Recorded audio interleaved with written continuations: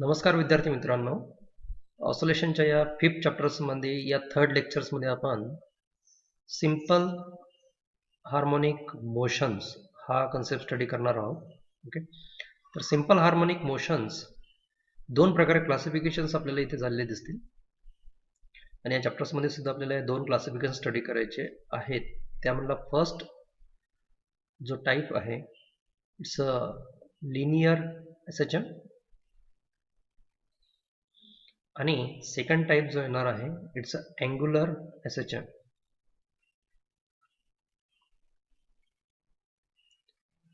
Angular SHM. Last video लेक्चर्समध्ये आपण simple harmonic motions म्हणजेच काय हे बघितलेलं आहे, किंवा ज्या स्टुडंटनी लास्ट व्हिडिओ बघितला नसेल त्यांनी तो बघून घ्यावा, जेणेकरून सिंपल हार्मोनिक मोशन स्टडी करायला इथे थोडं इझी जाईल.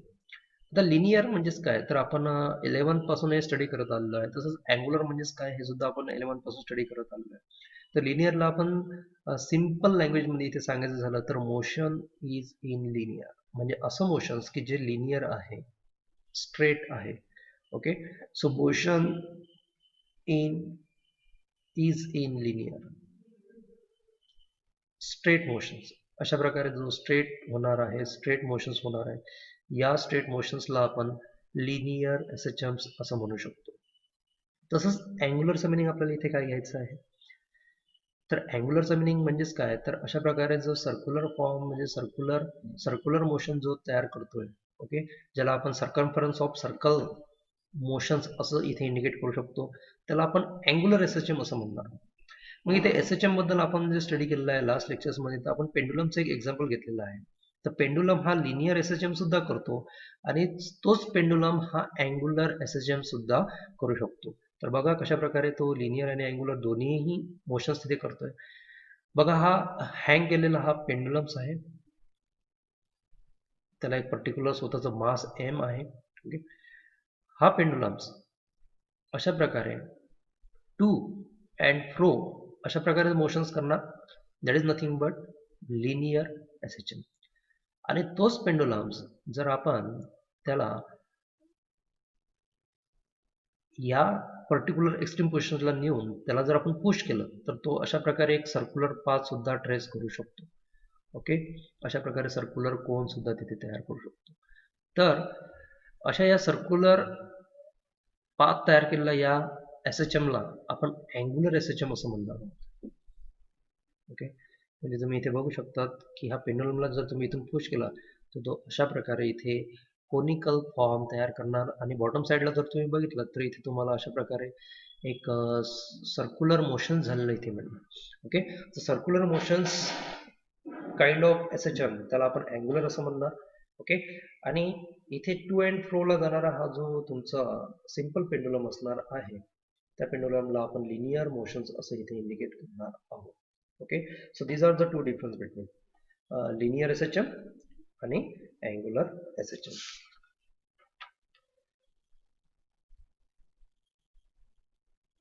त्यानंतर सगळ्यात महत्त्वाचं डेरिव्हेशन्स आपल्या इथे आहे. त्यामुळे फर्स्ट डेरिव्हेशन्स आहे differential equation of SHM.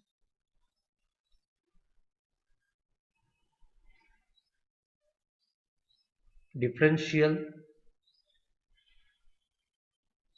Equation of SHM.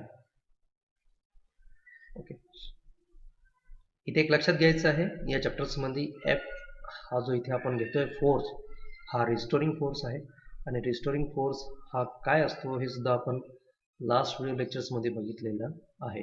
So it's F is nothing but the restoring force आणि एक्स जो आहे स्मॉल एक्स हा तुम्हाला डिस्प्लेसमेंट म्हणून इथे कन्सिडर करायचा आहे. So X is the displacement here and F is the restoring force. Okay, आता आपण लास्ट व्हिडिओच्या डेरिव्हेशन्समध्येच आपण हे बघितलेलं आहे की जो फोर्स तुमचा असणार आहे तो -kx इतका असणार आहे. Okay, where x is the displacement and k is the spring constant.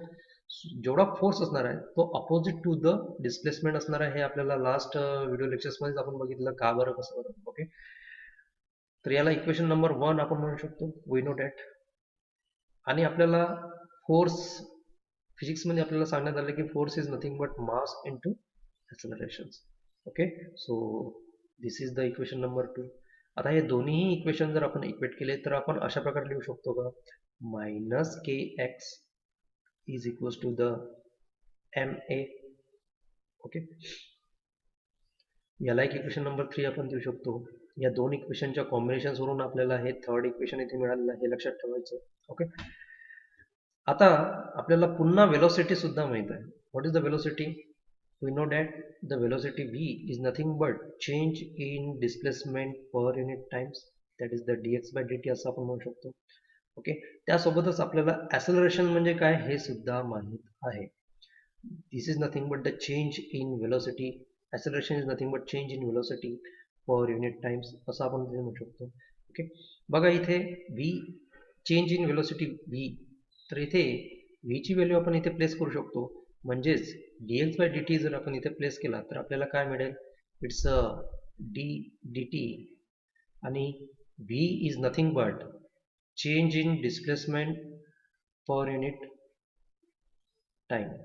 अशा प्रकारे आपल्याला इथे डेरिव्हेशन्स मिळते. मॅथमॅटिकली जर आपण यांना मल्टिप्लाइड केलं तर आपल्याला बघा d into D x is nothing but D square x असं आपण म्हणणार. ओके. आणि हा dt हा डिनॉमिनेटर्सला चला जाणार, म्हणजेच हा dtचा इथे स्क्वेअर झालेला आपल्याला मिळेल. ओके. म्हणजेच काय, तर d square x by dt square is nothing but accelerations, हे आपल्याला मिळालेलं आहे. तर ॲसेलरेशनची ही जी इक्वेशन नंबर 4 आपण याला देऊया, acceleration is nothing but D square x by dt square, ही व्हॅल्यू आपण इक्वेशन नंबर 3 मध्ये पुट करूया. ओके. तर आपल्याला इक्वेशन 3 इथे काय मिळतंय ते बघूया. तर equation 3 minus K x is equal to m into a ची व्हॅल्यू आपल्याला काय मिळालेली आहे? ए ची व्हॅल्यू आपल्याला मिळालेली आहे, ॲसेलरेशन आपल्याला मिळालेलं आहे D square x divided by dt square. अशा प्रकारे आपल्याला इथे मिळेल. ओके. तर हेच फायनलाइज डेरिव्हेशन्स आहे actually differential equation of SHM. याला थोडं रिमॉडिफाईड केलं तर बघा, मायनस के एक्स आहे, राईट हँड साईडला जर शिफ्ट केलं तर इथे 0 राहणार आणि इथे मायनस के एक्स असल्यामुळे राईट हँड साईडला शिफ्ट झाल्यावर तो पॉझिटिव्ह होणार आहे. म्हणजेच आपल्याला इथे इक्वेशन अशा प्रकारे सुद्धा मिळणार, M into A is nothing but D square x by dt square plus K X. Okay. तर हे सुद्धा इन द फॉर्म ऑफ 0, हे सुद्धा एक डिफरन्शियल इक्वेशन आपल्याला इथे मिळते आहे. This is the differential equation of SHM. Okay. इथे पुन्हा आपण रिअरेंज जर केलं तर बघा काय मिळेल, M into D square x by dt square is nothing but minus K X अशा प्रकारे म्हणू शकतो. जर इथे m ला जर आपण राईट हँड साईडला जर ट्रान्सफर केलं, म्हणजे ॲसेलरेशनची जर व्हॅल्यू काढायची ठरवलं आपण, तर d square x divided by dt square x is nothing but minus K divided bye m into x असं आपल्याला मिळेल. आणि हा जो के डिवायडेड बाय m आपल्याला ही जी व्हॅल्यू मिळतं, k is nothing but the spring constant and m is nothing but the mass of the object, तर that is nothing but omega square. Okay. म्हणजेच इथे आपल्याला हे सुद्धा एक डेरिव्हेशन्स मिळते आहे की D square x divided by dt square is nothing but minus omega square X, where omega square is a angular frequency, where omega square is the angular frequency. तर हे एक लक्षात घ्यायचं आहे की इथे ओमेगा स्क्वेअर ही अँग्युलर फ्रिक्वेन्सी आहे आणि ओमेगा स्क्वेअर ची व्हॅल्यू ही spring constant divided by mass, कारण की समोर चालून आपल्याला ही व्हॅल्यू लागणार आहे. त्यावेळेस ओमेगाची व्हॅल्यू जेव्हा आपल्याला काढायची असेल तेव्हा omega square is equal to K divided by M, हा फॉर्म्युला लक्षात असणे गरजेचं आहे. आणि differential equation of SHM is the D square x by dt square is nothing but omega square X. त्यासोबतच हा सुद्धा फॉर्म्युला लक्षात असायला पाहिजे, हा सुद्धा फॉर्म्युला आपल्याला लक्षात ठेवता येईल. तसे हे 3 इक्वेशन्स आहेत जे ऑर करून आपण डिफरन्शियल इक्वेशन ऑफ SHM म्हणून स्टडी करू शकतो. आता आपल्याला इथे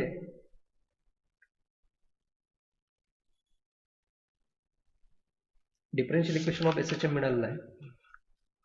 त्यानंतरचं मेन डेरिव्हेशन्स आहे expression for velocity. It's a expression for velocity. व्हेलॉसिटीच्या रिगार्डिंग आपल्याला इथे एक्सप्रेशन्स काढायचं आहे. तर ऑलरेडी आपल्याला differential equation of S H M मिळालेला आहे, जो की D square x divided by d t square is nothing but minus omega square x असं मिळालेलं आहे. ओके, तर यांचं d square x by d t square x जर आपण रिव्हर्स जर केलं तर आपल्याला ॲक्सेलरेशन्स हे मिळणार आहे, जसं की d d x by d t divided by d t, so that is the d v by d t. Okay, accelerations which is nothing but minus omega square x असं आपल्याला मिळेल. आणि ॲक्सेलरेशन्स म्हणजेच काय होतं सर? ॲक्सेलरेशन्स हेच म्हणजे change in velocity per unit times D v by d T is nothing but minus omega square x अशा प्रकारे. म्हणजे लास्ट डेरिव्हेशनमध्ये आपण 1 to 10 गेलेलं आहे, तर या डेरिव्हेशनमध्ये आपण 10 to 1 पर्यंत आलेलो आहे. Okay, so d v by d T is nothing but minus omega square x ही आपल्याला व्हॅल्यू मिळाली. आता हे d v by d t ही व्हॅल्यू इथे बघा थोडी रिअरेंज करतोय. D v by d t ला मल्टिप्लाइड करतोय dx divided by dx. So dx by dx cut होऊन जाणार, 1 होऊन जाणार, म्हणजेच dv बाय dt. म्हणजेच थोडी रिअरेंजमेंट केलेली आहे, परंतु व्हॅल्यू चेंज होणार नाही. ओके, तर याच अबाव इक्वेशनला आपण अशा प्रकारे सुद्धा रिअरेंज करून लिहू शकतो. It's dv by dx multiplied by dx by dt. Okay,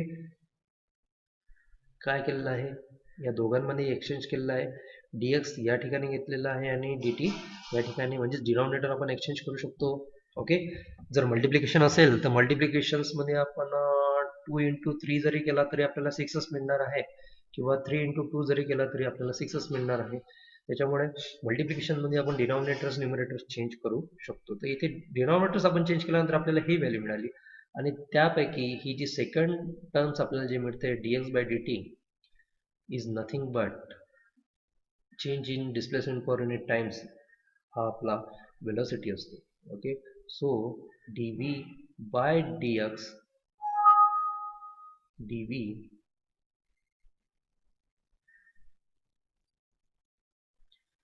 bye dx इथे आपल्याला मिळालेलं आहे. ओके,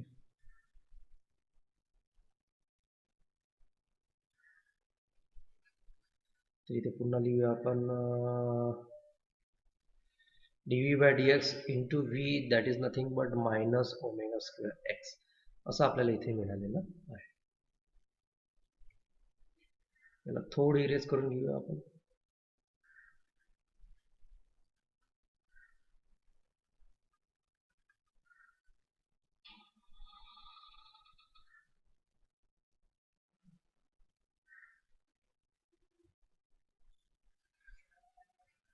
ओके,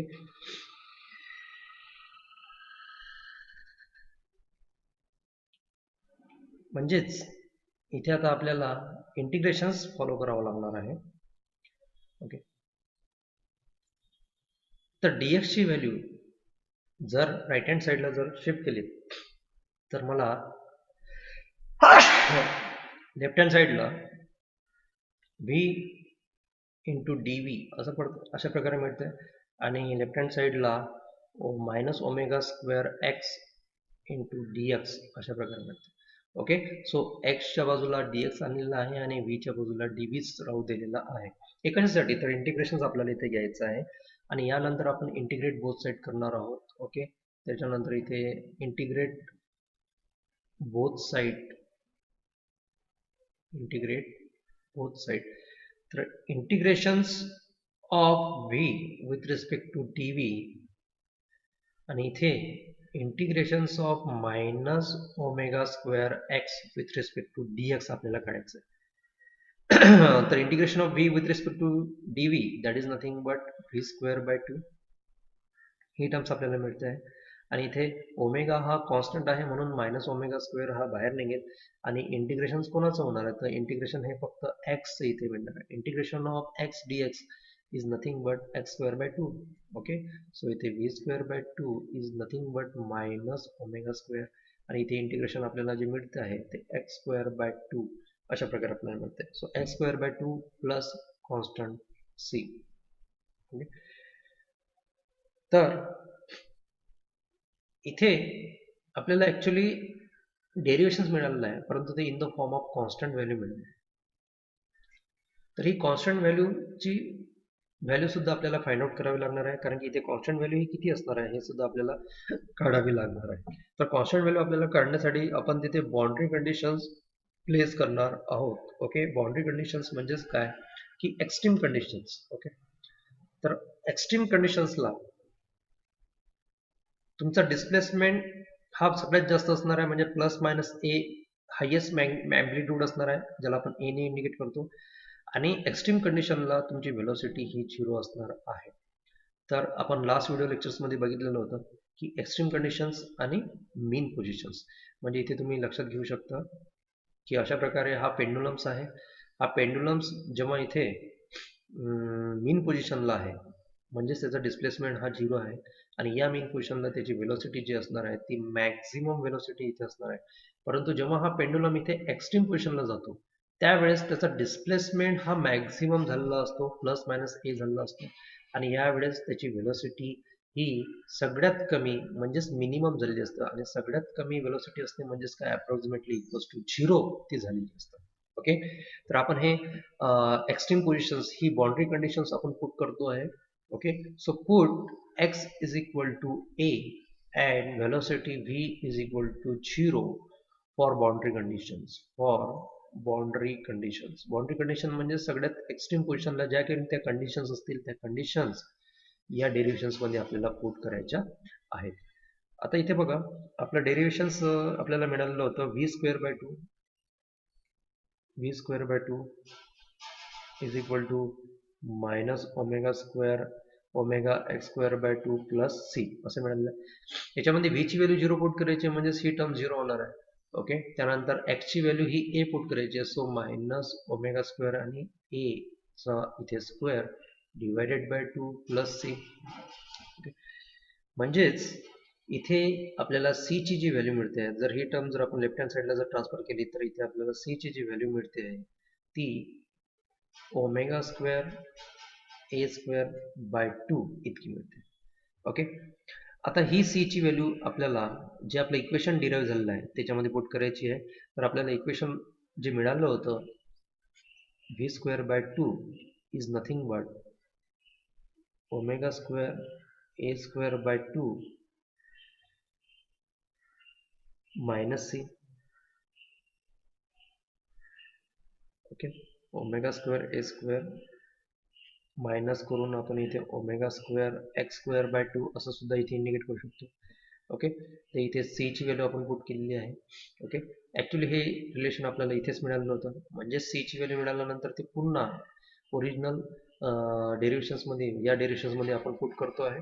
ओके, सी ची व्हॅल्यू फक्त मी समोर घेतली कारण की आपली सी ची व्हॅल्यू पॉझिटिव्ह आली आहे, आणि ऑलरेडी जी ओरिजिनल व्हॅल्यू इथे आपल्याला मिळालेली आहे ती निगेटिव्ह मध्ये मिळालेली आहे, ती मी मागे पुढे केलेली आहे आणि इथे मायनस साईन इंडिकेट केलेली. ओके, आता बघा इथे 1/2 जर मी राईट हँड साईडने जर कॉमन काढला तर मला इथे व्ही स्क्वेअर मिळणार, आणि राईट हँड साईडला पुन्हा 1/2 जर कॉमन काढला तर मला इथे ओमेगा स्क्वेअर ए square minus omega square x square अशा प्रकारे मिळेल.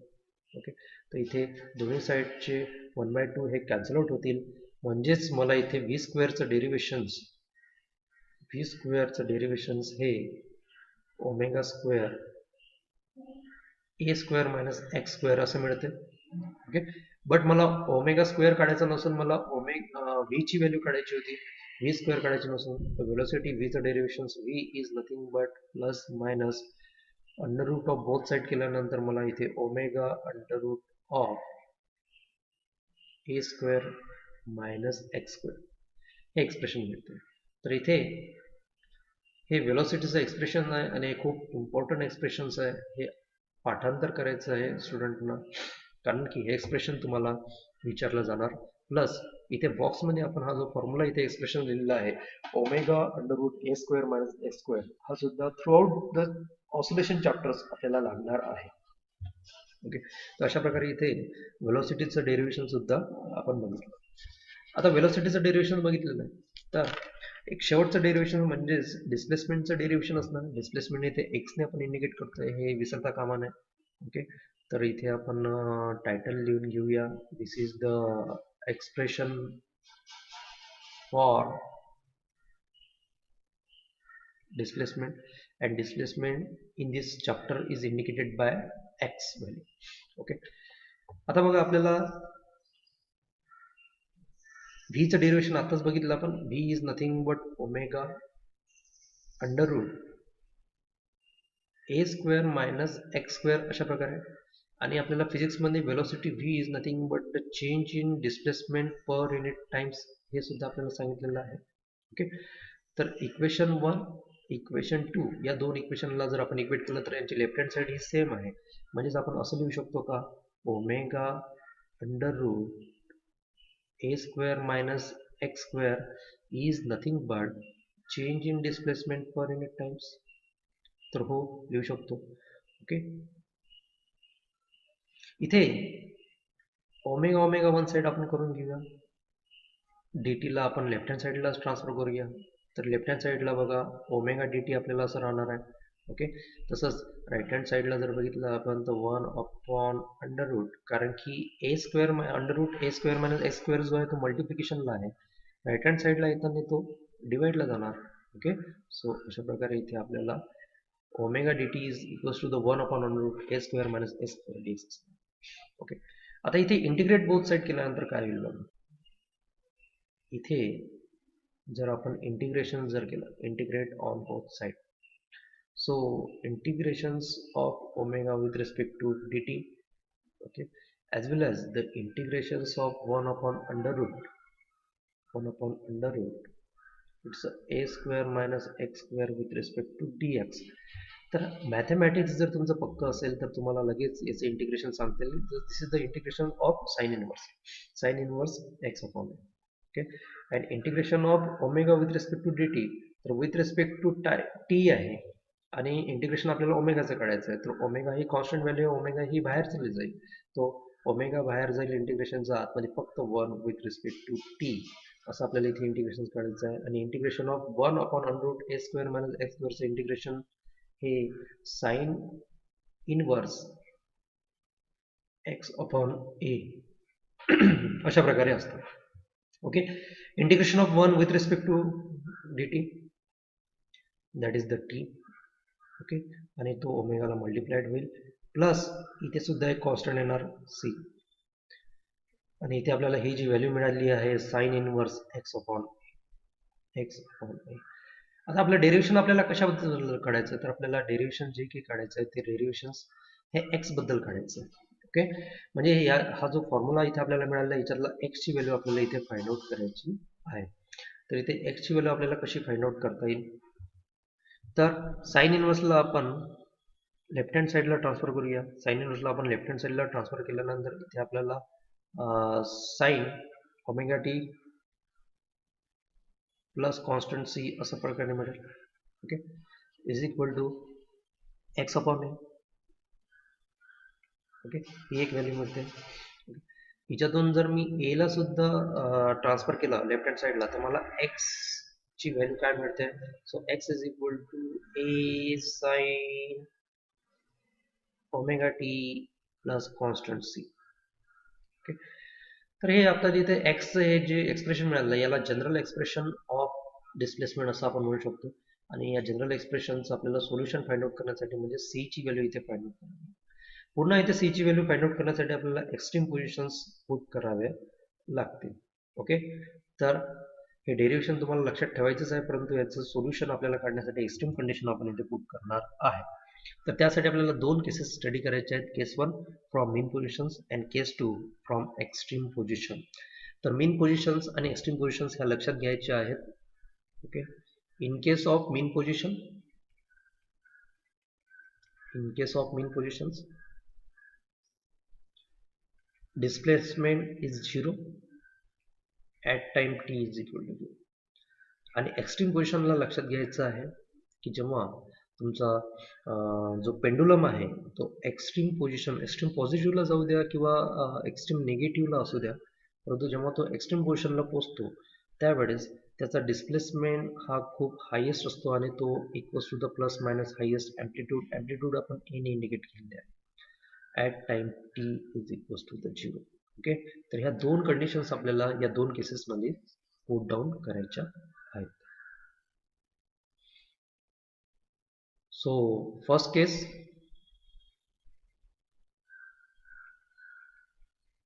at mean position, put x is equal to 0